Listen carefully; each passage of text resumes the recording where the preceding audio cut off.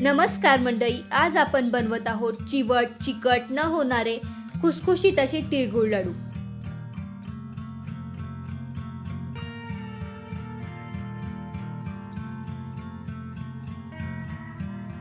गॅसवर कढई गरम करा, त्यात 1 वाटी तीळ टाका।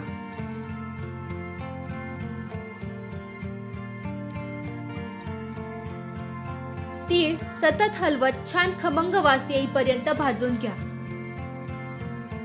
भाजलेले तीळ एका प्लेट मध्ये काढून ठेवा।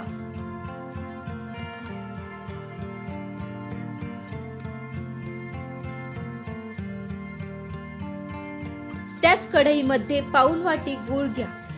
गूळ वितळून छान फेस येईपर्यंत पाक तयार करा।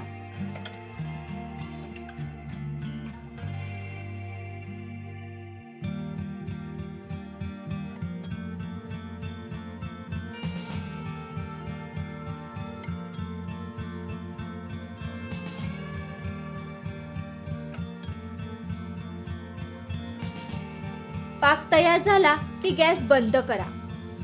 आता या गरम पाकात भाजलेले तीळ टाका। छान मिक्स करा।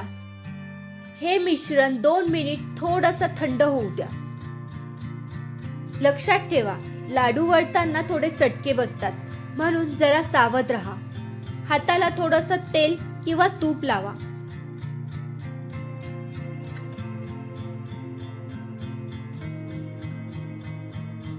मिश्रणाचे छान गोलाकार लाडू वळायला सुरुवात करा।